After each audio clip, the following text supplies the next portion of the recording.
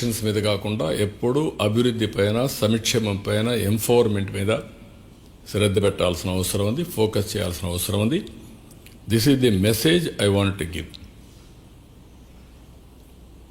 So అప్పటికి ఆంధ్రప్రదేశ్కు, all ఇండియాకు చూస్తే, పాపులేషన్ చూస్తే ఇండియా విజన్ ప్రకారం $3.30 ట్రిలియన్. నా లెక్క ప్రకారం అది 50 కూడా పోయే అవకాశం ఉంది కరెక్ట్గా చేస్తే. $18,000. అది ఇంకా పెంచాలి, పెంచే అవకాశాలు కూడా ఉన్నాయి. ఆంధ్రప్రదేశ్ వచ్చే కొందికి $42. ఇప్పుడు ఆల్ ఇండియా లెవెల్ కంటే పర్ క్యాపిటల్ కొద్దిగా ఎక్కువ ఉన్నాం, తెలంగాణ కంటే తక్కువ ఉన్నాం, సౌత్ ఇండియాలో అందరికంటే తక్కువ ఉన్నాం.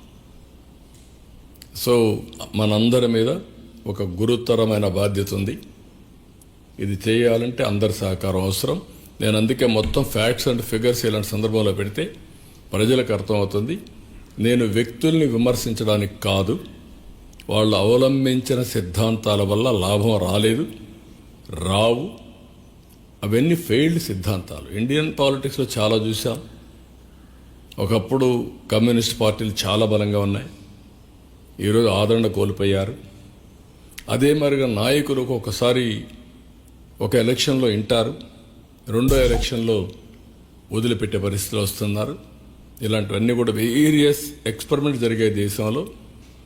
ఈ ప్రయోగాలన్నీ చూసిన తర్వాత నేను ఫస్ట్ నుంచి ఏదైతే నమ్మానో ఆ నమ్మిన సిద్ధాంతం కోసం, అందుకే ఒకసారి నేను 95 సీఎం ఈజ్ డిఫరెంట్, తర్వాత వచ్చినప్పుడు డిఫరెంట్ అని 95లో నేను చేసింది ప్రజలను కూడా క్యారీ చేశాను.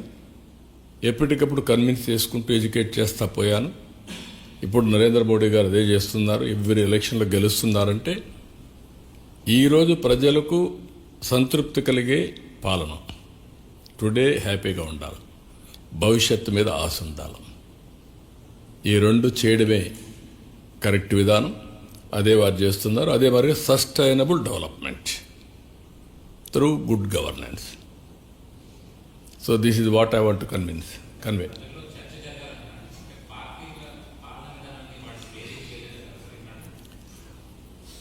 ఇప్పుడు మీరున్నారు, మీరు ఎంత ఇంటలెక్చువల్స్ కదా, అప్పుడప్పుడు రాస్తున్నారు తప్ప ఇది ఒక బాధ్యతతో ప్రజల్లో చైతన్యం తేవాలి అనే ఒక అవేర్నెస్ కార్యక్రమం చేయలేకపోయాం కదా. మనం అందరం ప్రాధాన్యత క్రమంలో వెళ్ళిపోతూ ఉంటాం. నాకు ఈరోజు ఒక ఆలోచన వచ్చింది. ఇప్పుడు నీతి ఆయోగ్ ఉంది, ఆ బాడీ ఈ పని చేయాల, ఇండియాలో పోటీ పెట్టాలి అందరికీ. ఇప్పుడు ఏమంటున్నాం, తప్పడం లేదు, అదర్ పార్టీస్ సంక్షేమం ఇస్తాం, అందరు మనం కూడా ఇవ్వాలంటున్నాం. ఇవ్వాలి. సంక్షేమం ఇవ్వాలంటే అప్పులు చేసి ఇవ్వడం కాదు, సంపద సృష్టించి ఇవ్వాలి. ఈ విషయాలు మనం చెప్తున్నాం. అందుకే మొన్న నేను చెప్పిన తర్వాత 1 సైడ్ ఎలక్షన్స్ అయినాయి, 93% స్ట్రైక్ రేట్. అది తీసుకెళ్ళగలిగాం. ఆ పొలిటికల్ అవేర్నెస్ తెచ్చాం. అది ఒకరోజు చేస్తే సరిపోదు. కామన్ మ్యాన్ ఆస్పిరేషన్స్ ఉన్నాయి, పొలిటికల్ పార్టీ కార్యకర్తలకు ఆస్పిరేషన్స్ ఉన్నాయి. ఆ ఆస్పిరేషన్స్ నేను ఫుల్ఫిల్ చేయాలి, ఎడ్యుకేట్ చేయాలి, కన్సిస్టెంట్గా చెప్పాలి. ముఖ్యమంత్రి కానప్పుడు నాకు అన్ని పాజిటివ్ పాయింట్స్ ఉంటాయి. ఇప్పుడు నేను పర్ఫార్మెన్స్తో పబ్లిక్ని కన్విన్స్ చేయాలి. ఏ కార్యకర్త, ఏ ఆఫీసర్ తప్పు చేసినా అది కూడా నెగిటివ్ నాకే వస్తుంది, ముఖ్యమంత్రికే వస్తుంది. అది ప్రజలకు అర్థమయ్యేటికి చెప్పాలి. మళ్ళీ నేను యాక్షన్స్ కూడా తీసుకోవాలి. ఈ రెండు బ్యాలెన్స్ చేయాలి. ఆ బ్యాలెన్స్ మిస్ అయితే ప్రాబ్లం వస్తుంది. అందుకే చెప్పా సో మెనీ టైమ్స్. 1995 నిన్న ఉదాహరణకు నేను క్విక్ డిస్పోజల్ ఆఫ్ ఫైల్స్ చెప్పాను క్యాబినెట్లో. రకరకాలుగా రాస్తారు, వక్రీకరించి రాస్తారు. అంటే ఆన్ టెక్నాలజీలో ఫైల్స్ అన్నీ క్లియర్గా ఆన్లైన్లో ఉన్నాయి. నాకు ఎప్పుడు ఫైల్ వచ్చింది, ఎప్పుడు పంపించాం. ఇది సమర్థత బేరే చేయడం కాదు, ఇది క్విక్ డిస్పోజల్ ఆఫ్ ఫైల్స్. దాంట్లోనే నాకు వచ్చేటి ఎక్కువ ఫైల్స్ వచ్చాయి. నా తర్వాత హెచ్ఆర్ మినిస్ట్రీకి ఎక్కువ ఫైల్స్ వస్తాయి, ఎడ్యుకేషన్లో ఎక్కువ వస్తూ ఉంటాయి. ఆ తర్వాత మూడో మంత్రి ఎవరో ఉన్నారు.